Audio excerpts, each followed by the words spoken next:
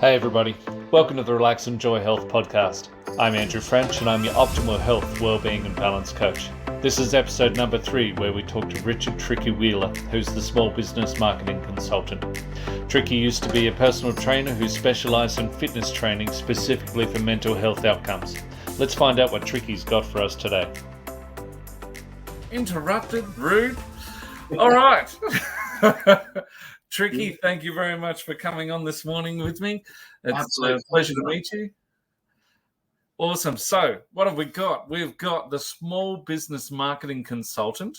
That is me. That's me now. That's you now. You spent 10 years in fitness. You helped people train for mental health outcomes. And your health is a very key element of your personal business drive. So, who are you and what do you do? Right. So like you said, I am the small business marketing consultant. I mostly deal with direct response copy. That's what I do. That's what I'm passionate about. But I figured out a while back that a lot of people get into small business because they have a passion for something. They're absolutely crazy about it. And they're like, right, I want to share this thing that I'm great at, that I'm passionate about with the world. And then when they start their business, they discover that sharing it with the world actually only represents like a tiny little part of what their business is. And the rest of it is things like bookkeeping and marketing, the thing they're passionate about. And most people in their right mind don't care too much about that. They don't care too much about marketing. They're not actually interested in it. And as a result, they know a lot more about their passion than the marketing of their small business. So I found I was going in to write copy for people and I'd be asking them about their funnel, about their customer journey. And they'd go, I don't know. So I started doing more and more of that and less of the copy until I got all of that stuff sorted. So it ended up taking a big chunk of my time. I was like, well, that needs to be a part of my business as well. So that's what I do now. I am a marketing consultant. I get people's funnels sorted and I write high converting direct response copy for them. But that's not really what we're talking about today, is it? Well, you know what? I don't care if we get sidetracked because as I've had a small business and I can tell you now, like, as a chef for 30 years, it's every man's dream to have his own little small business and everything. And so my wife and I did have a restaurant called Someplace Nice, and which was fantastic from a marketing perspective because, you know, all the adverts on the radio, where are you taking me? Someplace nice. Why won't you let me know what it is? I'm taking you someplace nice. You just won't tell me. So I absolutely loved it. It was hilarious. But I can tell you now, from a mental health perspective, no one warns you, no one tells you, and it's absolutely phenomenal. And in my opinion, mental health is just our ability to deal with what life throws us. And small business throws you a lot every day. It's a roller coaster. And the funny thing is, I think what a lot of people don't appreciate is that they assume that your mental health will be directly proportionate to whether or not there are positive or negative things going on within your life or your business. And I actually don't think that's always true.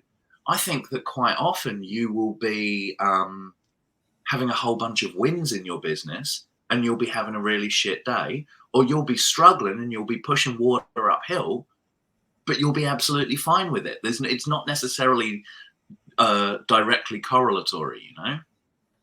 Exactly. Yeah. All right.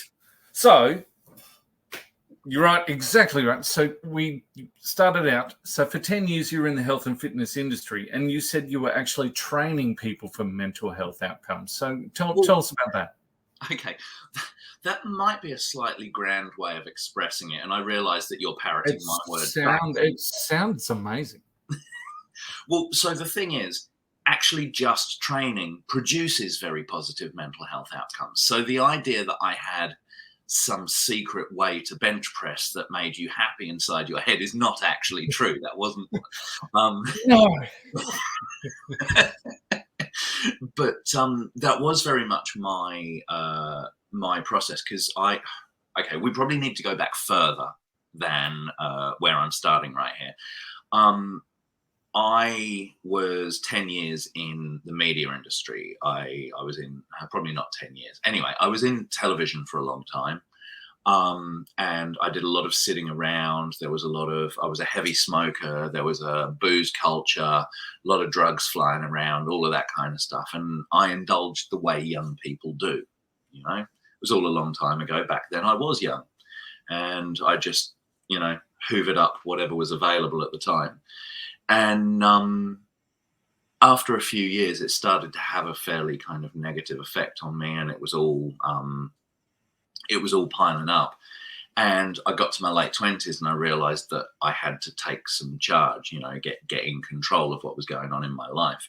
So that was the first time I started to take exercise really seriously. And I started lifting weights. I started going out running. I started doing boxing, martial arts, that kind of thing.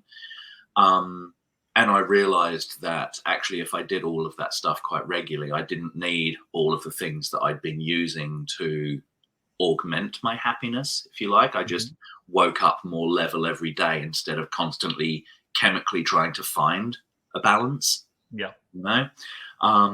So that got me interested in exercise for mental health outcomes. And so I got qualified. I got into fitness. I started training clients. But at the time, so we're talking maybe 2009, 2010. And at the time, there was two big things, it seemed like, going on in the fitness industry. There was bodybuilding or CrossFit. You were mostly one or the other, I know, yeah, of course, there were power lifters, but, they were off hidden in some gym in the corner. They don't need coaches. They know what they're doing. Don't talk to them. There were power lifters, but we don't talk about them. That's exactly what it's like.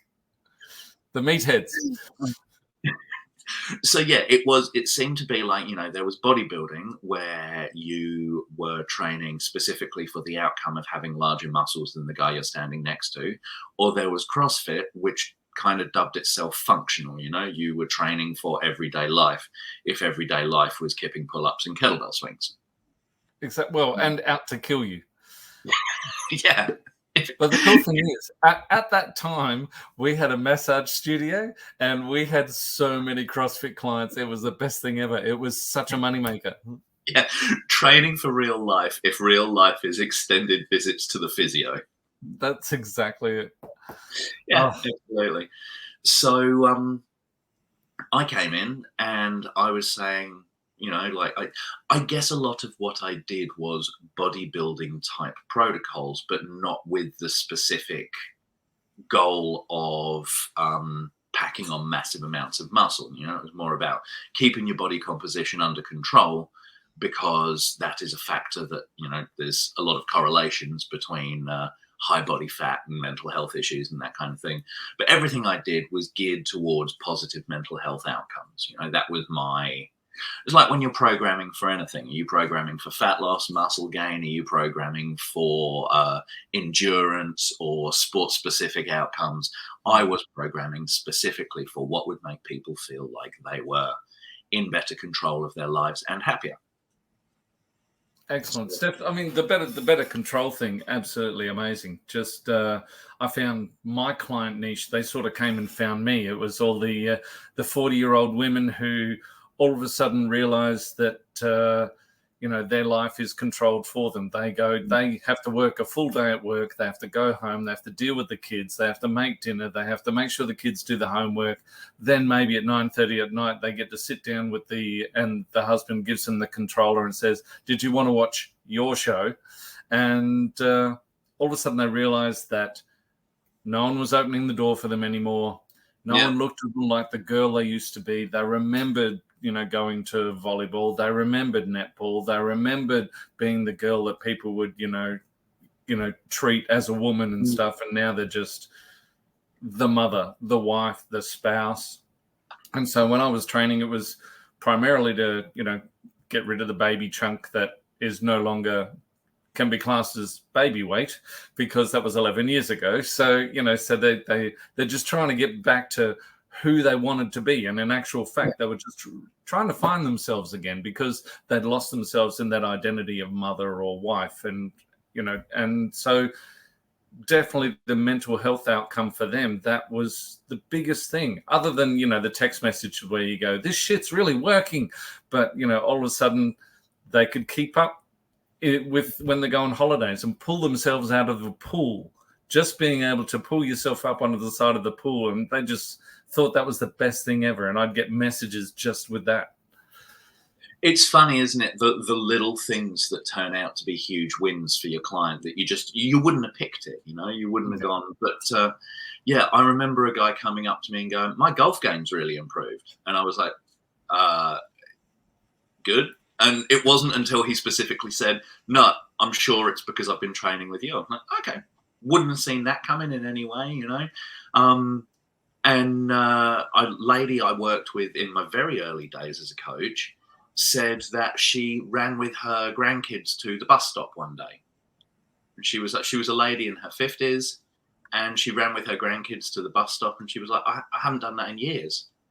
I was like, yeah, it was a tiny little thing, she'd run like 100 meters or something, but for her it was huge. Yeah, that's exactly right. What constitutes a win is a really big deal in the eyes of your client, but it's not something that you would necessarily pick. But at the time when I was marketing myself, if you could call it that, 11 years ago, part of the reason I ended up getting into marketing was because I figured out fairly quickly I didn't know a damn thing about it and started finding out more about it. It became like a nerdy little obsession for me. But yeah, when I was marketing myself back then, I got looked at really weird for saying I wanted to train people for mental health outcomes, especially you get into a gym full of meatheads and you say, like, I want to train people for mental health outcomes because I had my own mental health struggles. They start backing away. They're like, maybe the conversation's different these days. Like I say, I'm talking about a long time ago now. But even, back then it was like, well, hang on, is he nuts? Like, is he going to go crazy and start throwing shit around? Or like... That's exactly right. The whole term of mental health really, we're looking 10 years ago, it was negative. You couldn't possibly, because if you were depressed, it's like, pull yourself together, get your shit together. I mean, man up. You man up. And that's the horrible thing is you get to the point in your life where everyone's just like, be a man, and it's just, number one, no one really explains to you what a man actually is, in that day and age, because it was all, just go out, mow the lawns, do all the stunt housework, so that, anything that required a ladder, I'm your guy. But then shit goes sideways. And I remember there's been times in my life where you wake up, you enter the shower, you start with your head against the wall, and then you end up on all fours, just either vomiting into the drain because you can't face the day, or, it takes you 45 minutes just of water hitting you and people are pounding on the door because they want the bathroom, and you just got to knuckle up, pull it in, hide it all, and then you've got to go out and perform like a little monkey. Yeah, and absolutely. No one had that understanding. No one talked about it. It was, there was a period in my life there before I started cleaning myself up where I would wake up every day and I would start the day either by sitting and crying for an hour or by going straight outside and smoking a joint. Either way, that's not terribly healthy, is it? I mean, we're hiding. We do it with Facebook. We do it with we're just pushing down emotions. Some people do it with sex. Some people do it with alcohol. Some people do it with, the comedians. The biggest, rate of depression is amongst comedians, and chances are we try and be funny because we don't want to be punched in the face. Right. That's it. So when you started training in that kind of way, and you were looking at the mental health outcomes, what did you see? I mean, your clients would have come to you for fat loss, they would have come for you for muscle gain and stuff, but what did you actually see their biggest struggles were in those areas? Well, okay, so this is probably, I think there's a lot of facets to this. There's a lot of different angles to it, but I don't want to do the fitness industry down or anything like that, but I think that it can be as toxic as it is helpful, So there was a lot of people would come to me because they'd got this idea that something wasn't right in their life. They were looking at themselves in the mirror and they weren't a cover model. And there was a solution to that. And that solution was going to the gym. You know, and of course, it's a lot more complicated than that. Yeah. You know, there's, I mean, I knew people who went to the gym every day who would sit on the rower for half an hour, watching the overhead TVs, just moving slowly, you know, and then they'd be like, well, I go to the gym every day, you know, I'm not getting the results I want. I mean, but in their marketing, gyms tend not to mention that stuff, you know, that like actually you have to put in the work regardless. Yeah. And the funny thing is, if you put in the work, you don't necessarily need to be going to a gym. It's right for some people and it's great for some people, but it's not necessarily right for everybody. So people would come in, and the first thing that I would notice, because I didn't grow up playing lots and lots of sports and always being physically active, and you know, I erred towards the getting stoned and listening to Led Zeppelin kind of thing. You know, I was a lot more interested in sitting down. It was much later that I came to physical activity. Yeah. And I identified a lot of people who were like me, who weren't really necessarily, you know, they hadn't grown up in a culture of physical activity.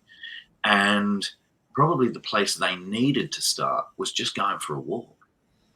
You know, it was actually, again, it was as much a mental health thing rather than going into a loud place full of metallic clanking weights, full of buff gym bodies, full of people that felt they were nothing like them. What they needed was a bit of clarity and distance and some physical exercise. Yeah. And just going for a walk would have been great. Finding a park and going for a walk in that park would have been great for them. It would have been better for both their physical health outcomes, their long-term adhesion to some kind of exercise program, and their mental health outcomes to go for a walk. But if somebody's just joined your gym, you can't tell them that. That's so true, because you know, people, it's amazing, like the people in the gym, you can't talk to them about anything. You can't, you know, hey, I'm working out here. And you know, so whether it's the girls, especially nowadays, gyms nowadays seem to be the in-person personification of Tinder.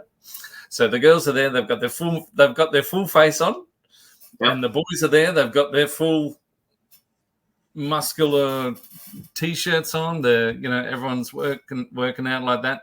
No one's really interested in bettering themselves, other than to be able to be attractive to the opposite sex. That seems to be the attraction for gyms at the moment. So, well, I mean, okay, so I'm probably out of the loop because I have a gym set up in my garage, and that's where I train now. So it's actually been like 4 years or something since I've been inside a commercial gym, really, for like, yeah.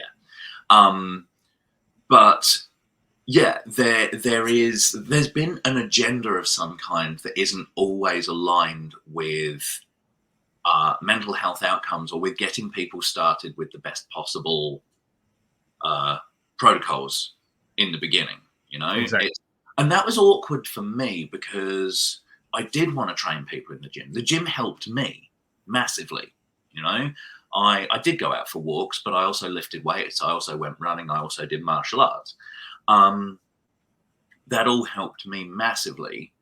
But there were people who were obviously and demonstrably uncomfortable in the environment who needed a bit of a lead up before they started trying things like lifting weights, which can be massively scary for a lot of people. Yeah, exactly. But they still needed to be doing something, you know? It was like lifting weights was like flying a jumbo jet, you know? You don't just jump in and start doing it because it's your best solution. You need some lead up, you need some work, you need to, you know, you might start with a Cessna, then move up to something bigger, you know, before you try a 747, you know what I mean? Yeah, exactly.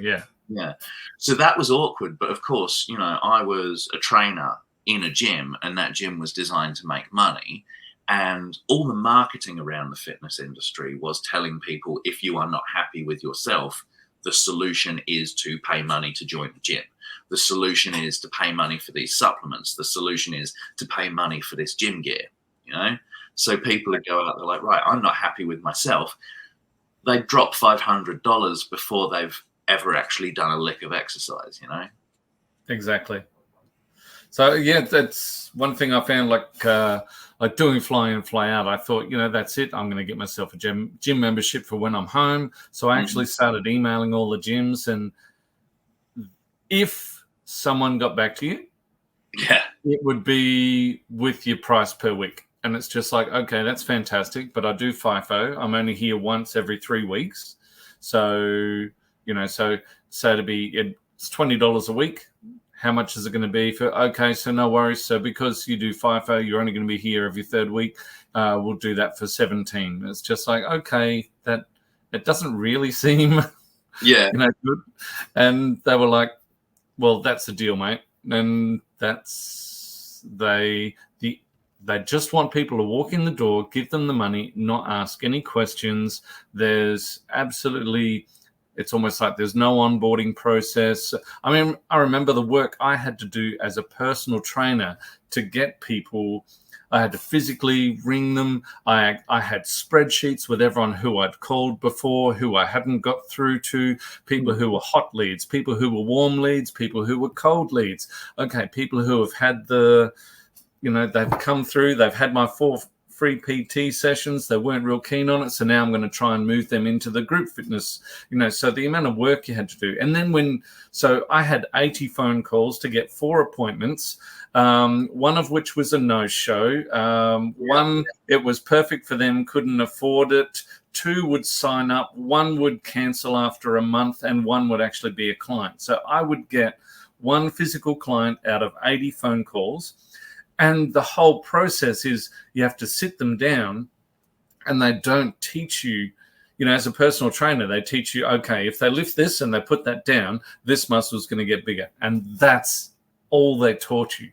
Whereas all of a sudden you had to learn all these different marketing principles. You had to learn NLP and everything, get them sitting down. We're having a fun time here talking together about your application process on the couch. We're really, really enjoying each other's company. Yes, I got you to giggle. Fantastic. Where do you live? Oh, when you train here, that's going to be really easy for you. And you start making, the positive links for them. Like the assumptive close kind of thing. Yeah. Exactly. And then you take them, you smash them to show them what it's like. They've got no blood left in their brain. You bring them back to the couch. The only thing they've got left is the animal instinct of, this guy's really, really nice. It's really friendly on this couch. We had a great time. And yeah, of course I'll sign, because this seems like a great idea. And you had to trick people into doing what was good for them. And that did not sit well with me as a personal trainer or as a person. But that was what you had to do to get people to make because personal training is a massive step for people rather than just going to a normal gym.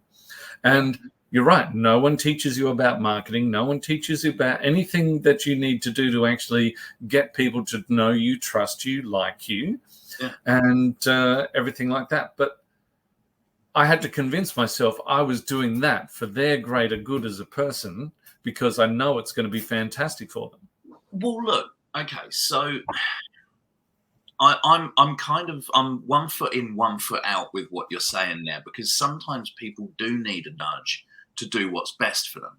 Like, they want the outcome that you're offering. Exactly.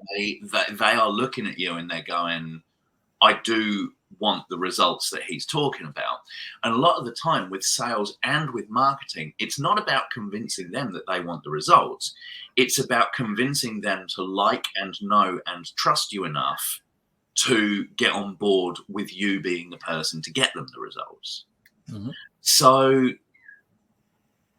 I do think that there's an element of you are going to need to do some work with them, and sometimes you do need to not so much trick people, but let people trick themselves into it, because they're terrified of taking that jump, and you just need to convince them that actually the first step is not that scary. And then once you've taken that first step, the second step doesn't have to be that scary, and so on and so on. One of the first things that I did when I started learning about sales and marketing was I stopped doing taster sessions. I stopped doing any kind of free trial. I was like, right, you come with me, we will sit down for an hour and we will talk, but I'm not going to give you any kind of free trial session, because there's two kinds of people. There's people who love exercise sessions and they already know what that feels like. And there's people who are going to hate an exercise session, especially if you smash them, and it's not helping them to get that kind of preview before they've actually taken the jump. Exactly. You know, so I stopped doing those very quickly. It just wasn't a helpful part of the process to give somebody a taster session. It was a lot more useful to sit down with them, take a bit of time talking about what had worked for them in the past, what hadn't worked for them, what their goals were in the future, what their nutrition looked like. That was all a lot more helpful. And then sit down and build a roadmap for them and say, look, whether you sign up with me or not, these are the steps you need to be taking to achieve the outcomes that you want. Yeah, that's awesome. I can help you get there. It worked so much better. And I went from with the people I actually sat down with, I went from like, you know, maybe a 20% close rate to an 80 or 90% close rate. Yeah. Now, admittedly, there was still a lot of dropouts before in the lead up to, you know, you start with, like you say, your spreadsheet of 80 names. You only get a few of those to the meeting, but yeah, the close rate went up. Yeah, that's awesome. So with so we're going with the mental health side of things. We've got the client's biggest struggle. How did you? So once you've got your client, how did you actually determine, you know, your training for your mental health outcomes? So if you got them in just as a normal session, so one thing I would find is I would actually assess with the client. You sort of assess how they are in the waiting room, how they are on the walk to my little studio. And I actually had times where it's just like, you know what, Sophie, today we turn the lights off in the gym. We're just shutting it down. You and I, we're just going for a walk, mate. And she'd be like, what? And then all of a sudden they just start talking. And then this is bothering them, that's bothering them, and being there just as an ear to listen. Like there were some days just like, sweetheart, we're not training today. You're not in the headspace for it. And let's just go for a walk. And I'd just lock the door and we'd just go for the walk for the hour. So that was better for them than actually going to train. Well, so how did you find that? I found a similar kind of thing. Like I said, you know, I was working as a trainer in gyms that were owned and operated by other people. So if somebody had joined a gym, I was required by their business model to demonstrate that the gym was part of that solution. You know, I couldn't be encouraging people to do things that weren't directly related to the gym. So I actually made a point of making time outside of the gym. So I would have catch-up meetings with clients, but I would do it on a walk. So does that make sense? So like, you know, I wouldn't necessarily, I wouldn't say, no, we're not doing this session. I was lucky, actually. The gym I trained at for a period of time had an outdoor section that a lot of people didn't go to. Yeah. So it tended to be quite quiet. So I could go down to that and it would be a bit more peaceful than the weights room, you know, where there's a lot of clanking and grunting and what have you. Exactly. So did that enable them to be able to help themselves? Well, so yeah, again, being when it was, I suspect that if I was doing now what I was doing then, I would get more people who would come in and specifically say, I am here first and foremost to address my mental health.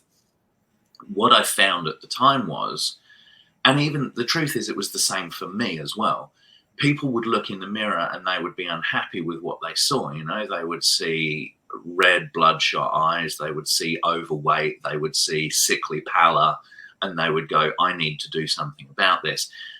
this, my reflection, is making me really unhappy. When the truth is, that's probably arse about face. It was more like they were really unhappy, so they weren't motivated to do anything, and that was creating an issue with their reflection. But it wasn't until, I know that for me, it wasn't until I was a few months into trying to rectify all of those things that I realized I was training for my mental health first and for my physical health as a function of that. Mm-hmm. And it all changed my motivation. I don't like to use the word motivation because I think, you know, like small business mental health, it's kind of a roller coaster thing, you know, but you need to have the habit regardless. But, you know, I built that habit and I found my motivation around all things increased.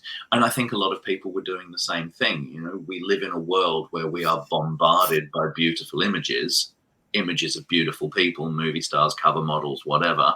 And we look in the mirror and we go, I do not match up to all of this that I'm seeing, and that makes me unhappy, when in fact a lot of the time it is the other way around. You know, it's the unhappiness actually predates the concern about whether or not we look like how we're supposed to look. Now, you yourself, how did you find, was there a particular pivotal moment where you decided, this is not good, I need to do something? There were probably lots of them, like over the years. I do remember standing in front of the mirror one day and just going, this has to change now. But I don't think that was the only thing. I think there were lots of times when I went, hang on, you know, I'm not in control of anything here. I've got a job I hate.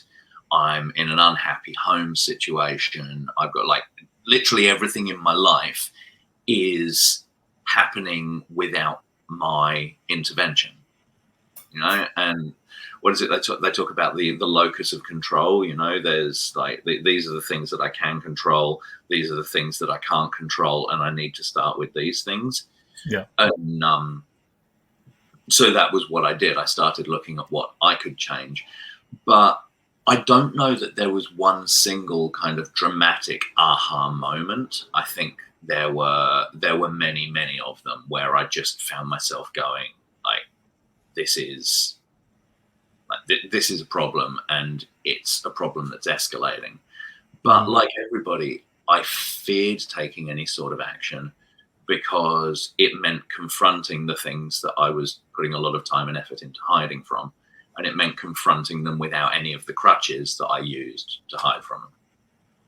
Yeah, which is, it's a terrifying prospect, you know, coming face to face with your fear.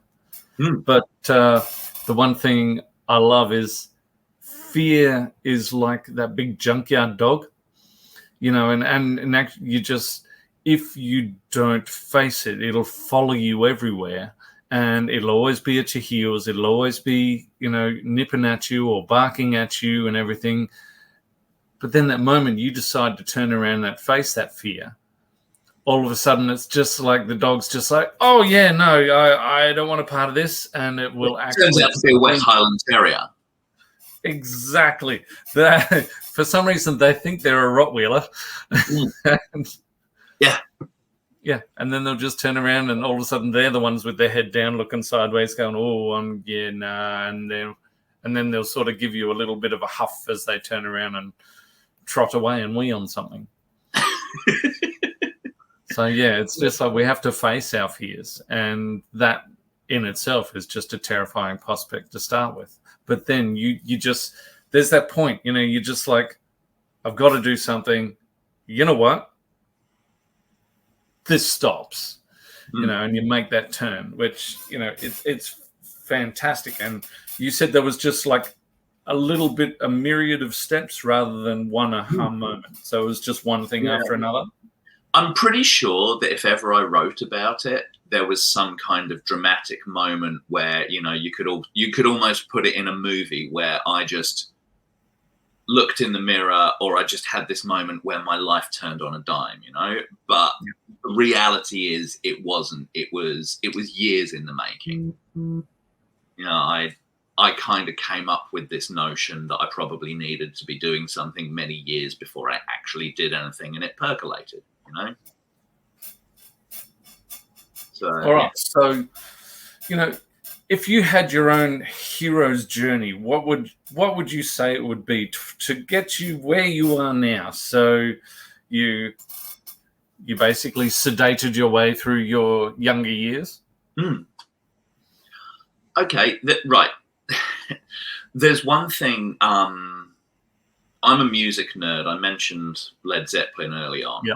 You know, but I'm a massive music nerd, and most of my teens were defined by the discovery of marijuana and the effect it had on listening to music for me.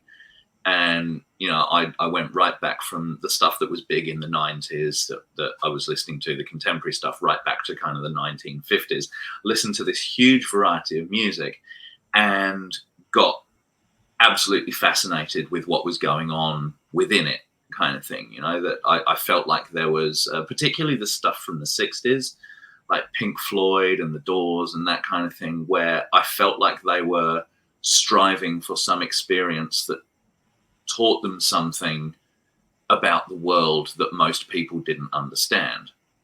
And I was fairly convinced for a long time that I think the first time I got stoned, I saw or felt or experienced something that was like, wow, okay, everything I've known up to this point has been just a tiny little nugget of reality. And I realized there's so much more out there that I need to embrace and discover. And it was best part of 10 years later, what I actually realized was that it was like looking at a brochure for a holiday, you know, and like, oh, that looks nice. You know, it looks nice. They got sunbeds, they got a free bar, they got, you know, nice restaurants and whatever. But getting stoned again didn't get me any closer to going on that holiday. It actually just gave me another look at the brochure, except this time there was less pages in it, you know. And every time I got stoned subsequent to that, and every time I tried something new, and every time I tried to take another step towards this thing that I was looking for, I was actually getting further away from it. In order to find it, I needed to put it all down and go out and experience the world, because that was the only thing that was going to give me a greater understanding of where I was and what I was living in. Okay. I'm sorry, what was the question? Well, ultimately, you think so. Let's say what happened to get you where you are now. So what? All right. So that was there a time when you actually decided, okay, that is now going to be put aside? Yeah. Right. Hang on. Yes. Sorry. That's where the music threads tied in. So a lot of my heroes died at 27. Yeah. So Kurt Cobain, Jim Morrison, Janis Joplin, Jimi Hendrix, a lot of these musical heroes died at 27 years old. And right up until I was 27 years old, I think I had it in the back of my mind that I probably wouldn't live much past about 27 years old. Mm-hmm. And I got to that point. I certainly wasn't, you know, I was not planning for a long life necessarily. And then I got to 27 years old and I was like, there's nothing romantic about this. You know, there's nothing, I haven't achieved a great deal. I haven't released an album of music. I haven't written my great novel. I haven't left any enduring legacy in the world, but I am fat and I'm sick and I'm miserable.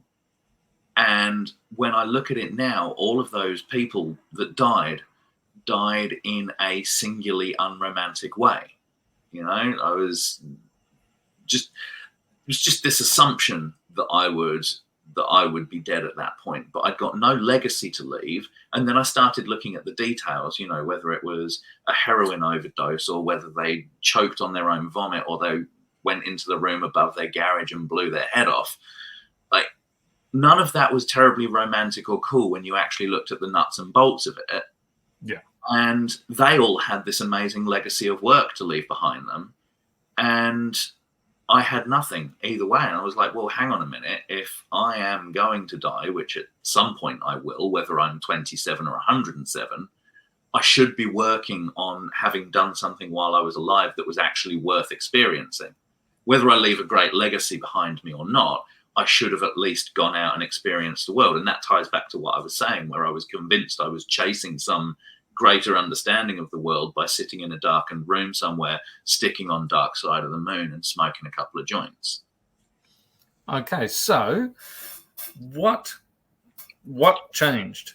So you went from, you had that realization and things had to change. So in your life, what changed? So you've moved into the health and fitness area? Well, so that didn't happen all at once. Obviously, I didn't get up one day and decide that I was going to be a fitness coach. It was more that the first thing I did was just start going out for walks. That was all I did. And I think that's why I identified that in some people who later became clients, that one of the things they needed to do was just be going out for walks, because that cleared their headspace as much as it did offer them some kind of physical outcome.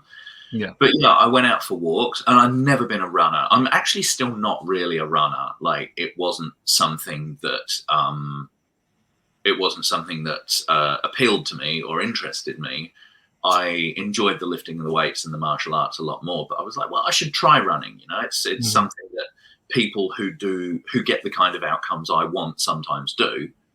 So I started giving that a shot. I think I got to about a 7K run was about as much as I ever really got to the point of wanting to do. Yeah. I could do that in about 40 minutes. I could stick some headphones in. That was one album of music. It was always good, so I could do that. But anything more than about 40 minutes or 7Ks, and I just lost interest. And even that, it took a long time to build up to it. But the first thing I did was just going out for a walk. I tried to join gyms before, but I was the guy who would step out of the gym and immediately light a cigarette, So I was not taking it seriously, but I joined the gym again and I started lifting weights. And I just found it snowballed, rather than in the beginning, I thought maybe going out for a walk wasn't enough. And of course, long-term, big picture, maybe it wasn't, but it was a hell of a great start. But instead of lambasting myself, going like, you're not doing enough, you've got all these years of self-damage to make up for, I just considered it the first step, the first building block in what was ultimately going to be a very big structure. Right. So essentially, it's almost like the habit stacking.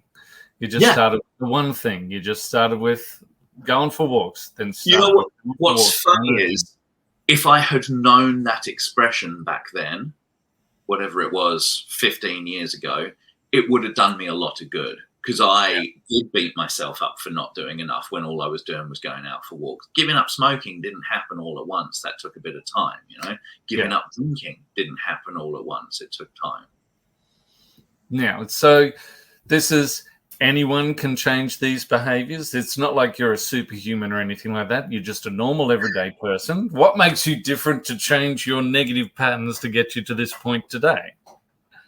Well, that's the thing. I am not different. And I worked with a lot of people over the years who had the same kind of journey that I did after getting started, and it wasn't really, that was the big thing, was even though I felt like I wasn't doing enough, or I was doing it wrong, or maybe I was kidding myself, I kept going with the habits anyway. When I felt like I wasn't really, like I was the imposter in the gym. I think everyone's gotten that at some point, haven't they? Where they go in and they go like, I don't belong here. All of these other people, they belong here, but I don't. But I just kept doing it anyway. And it wasn't about being motivated. It was just about having the habit. Yeah. The habit it's very, very important. Just making habit. And the whole thing is just starting. Start. Just make a decision. Just doing something. That's right. Doing one thing, and tomorrow do one thing plus maybe one more thing. Yeah, absolutely. And it took a long time. I didn't get it's not fair to say that I went to the gym once and I came out and I was a changed and happy person. And it wouldn't be fair to say that that any of it just came naturally, or that I even did it because I had any kind of special difference to anybody else. None of it was about that. It just, I reached a point where I was like, well, I had examples of people in my life who weren't taking any kind of responsibility for what was going on in their world, and they weren't getting the outcomes they wanted in any corner of their life. And I just reached a point where I was like, well, that's me too. You know, I am like them. All of the things that I see in other people that I'm like, well, why are they doing that if this is what they want? That was me as well. Okay. So who have you become now in that regard? In the health and fitness, what do you have? Daily rituals? Do you have habits? Where are you at nowadays? So I'm not one. I have two small children. They're 6 and 9. So in terms of like morning rituals or that kind of thing, I get out to the garage and I lift weights a few days a week, but all that, you know, spend half an hour meditating, do your journaling, do your gratitude, do your self-talk, do your exercise. What I actually do is normally spend half an hour arguing with a smaller version of myself about how to correctly use the toilet. So that's my morning ritual. But it's still different. I actually have something that, you know, when I wake up in the morning, I'm glad to be doing what I do. Yeah. In terms of what I do, my life has more structure. I was a great believer in not scheduling much into my life and just seeing where the world took me.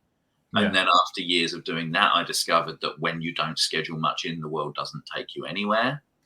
End up in this place doing the same thing, you know.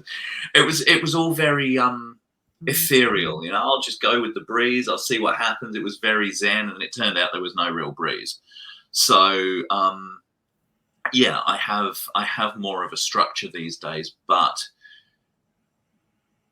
try not to forget that you're talking to a middle-aged marketing consultant right now. So if I were to tell you what my day involved, anyone listening to this would almost certainly just fall asleep.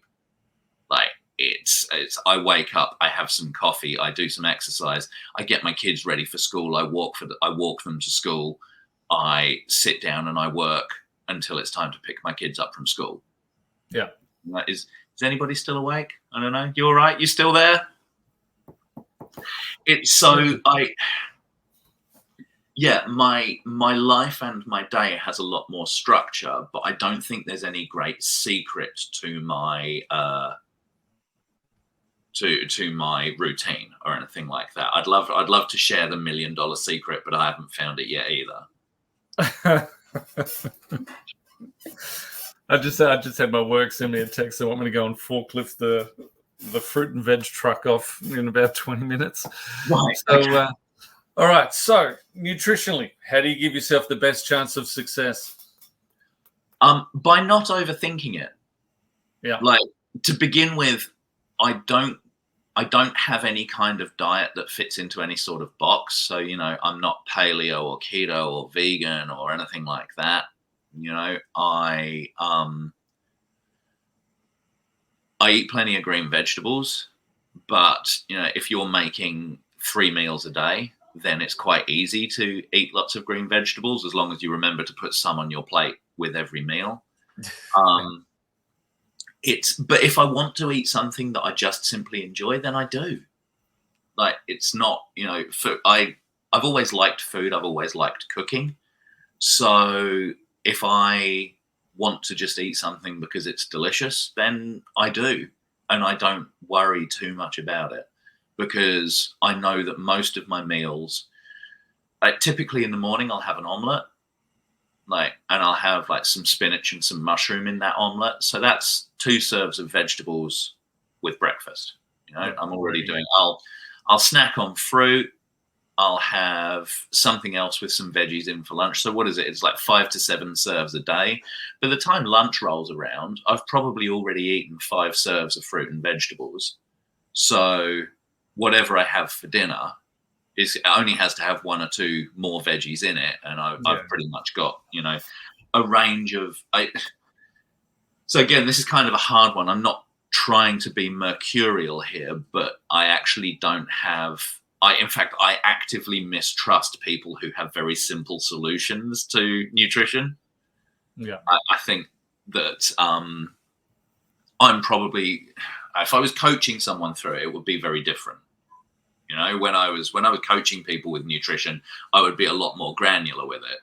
But when with me, I find I don't have to think about it too much. When I was talking to people, when I had clients, and I don't do the coaching anymore, but when I had clients, I would start at where they were and be like, right, okay, these are the outcomes you want. This is where we're working towards. What are you eating now for breakfast, lunch, dinner? In fact, actually, this is a good marketing tip.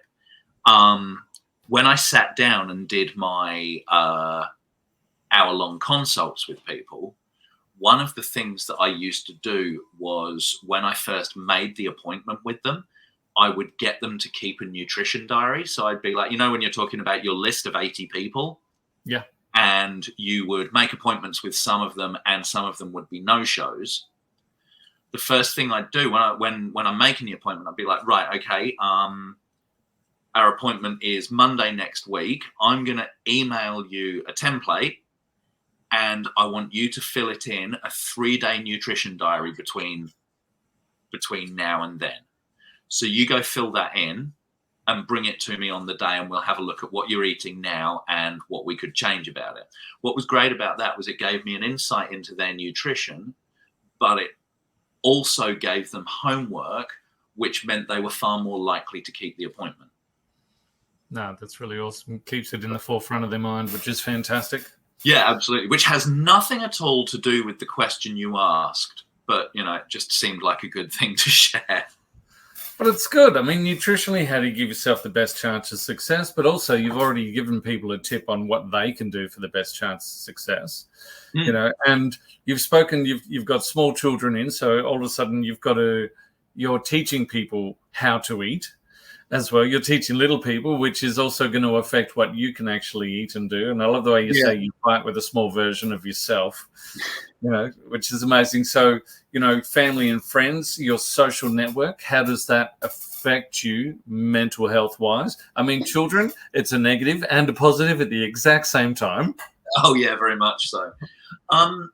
These days, my friends have been curated according to who I am now, but there was certainly a period of time where everybody knew me as a guy who liked to drink, as a guy who'd probably got a bag of weed in his pocket, as a guy who liked, a crazy night out that you couldn't remember a lot of the details of. And when I started changing, there was a lot of people who were like, whoa, hang on, what do you mean you don't do this anymore? Yeah. So you do go through that. Some people accept that, some people don't. Some people find that they feel like it reflects poorly on them somehow, so they distance yourself from you, or they get angry with you. There was a lot of different. I always tried not to be pious about it, because I didn't feel like it made me any better that I was trying to get myself healthy. It was just a different journey that I had started. I actually still fully support if somebody wants to do something like spend their entire life stoned. That's their choice. I don't necessarily have any issue with it. They've just, like everything, you've got to accept the outcomes that come with it. But my circle of friends now understand that that's who I am and that's what I do. So it's not, I haven't got the kind of people in my life who are like, nah, go on, have a drink, just have one, I'm not surrounded by those people anymore. All right, so let's go into the small business guy, the small business mindset, that this sort of where we're definitely at. And if someone, especially, you're the small business marketing consultant, you've got your marketing business and everything like that. But as a small business marketing person, what would you recommend for people? Because, you know, people wake up in the morning, their day owning a small business, I mean, it's relentless. I remember I would actually be there for 12 to 16 hours a day. I would eat whatever was left in the pie warmer. You know, the dinner would be leftovers. We'd be either sitting there waiting for customers, or you'd be so flat out that you had no time to do anything else anyway. And then there'd be, you know, you'd have the stress over the finances. Where's it going to come from? Then all of a sudden you've got famine, you've got flood, you've got, you know, so I mean, one thing for me was I literally had to I discovered meditation at that point, and I had to stop for 10 minutes and just go and get my head right and then come in and start again, because the entire aspect of having a small business is just overwhelming. So what would you tell someone out there right now? Here is the chance to give you the best chance of success just for you. I think leaving aside things like marketing tips and actually just going back to that again, locus of control. This is what I have control over right now. Even if it's just 10 minutes, take a bit of time for yourself every day and do something. What's that show? What was that TV show? There was 2 seasons of it. It was really weird. Who Killed Laura? Twin Peaks. Oh God, yeah. Yeah. And the main character in Twin Peaks, in one of the very first episodes, the one before they've got the backwards talking dwarf, he sits there and he says, here's the secret to success as a man. Treat yourself to something every single day. It might just be a cup of coffee. It might be a new shirt at the men's store, but treat yourself to something. And I 100% agree with that. Even if it's just 10 minutes, take a little bit of time. And instead of grabbing your coffee and chugging it down and barely tasting it, just take a moment. Take the lid off the cup, give it a sniff, and actually be in that moment. Even if it's just for 10 minutes. I think that is massive if you're running your own small business. You know what? Mic drop. Boom. I'm not asking any more questions, Tricky. I'm going to leave that there because that shit is gold. Just stop, enjoy the roses, take the moment, reassess everything, and then, just get up. And everything I've found is my aunt, when shit went sideways for me with my business, you know, she sent me this quote, and it's basically, you know, the biggest respect in the world is the gladiator down in the base of the auditorium, covered in the sweat and the blood of his endeavors, you know, and he's fighting for his own personal freedom. And he's just taken a moment. Yeah. No, absolutely. Absolutely. And I think it's easy to forget once you get started why you got into it in the first place. And there is an element of personal freedom to it. Right? It's very different from being in the 9 to 5 and having a boss who says, why the hell are you sitting there sniffing that coffee? Yeah. Why aren't you doing work or whatever? We actually did it for that personal freedom, for the right to take that moment and go, hey, this is just for me. This is what I'm doing right now. Yeah, no, it's absolute gold, Tricky. Thank you very much. No worries, man. This has been great. Thank you so much for having me on. It seriously has. I mean, and you're exactly right. I mean, I could just keep going and keep talking because there's just so many aspects. So I actually think we're gonna come back to this at a later date, dude. I would love to actually talk more about even small business. Making me talk and air my opinions is something that rarely takes a lot of effort. So, yeah, absolutely. I would love to come back at some stage and do another one. That'd be awesome. Fantastic. Thanks, Tricky. I will catch up with you soon. No worries, man. Take it easy. If you'd like to find out more on Tricky, you can find him at www.copybytricky.com, on LinkedIn under Tricky Wheeler, or follow him on Instagram. Look for the handle, Small Business Marketing Guy. Hey everyone who tuned in today, thanks for listening to today's Relax and Enjoy Health podcast. I've been your host, Andrew French, for optimal health, well-being and balance.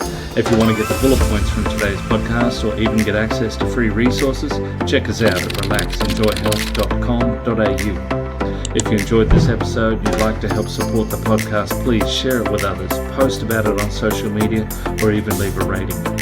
To catch all the latest from us, you can follow us on Facebook at Relax Enjoy Health. But for now, stay sane and have a great day.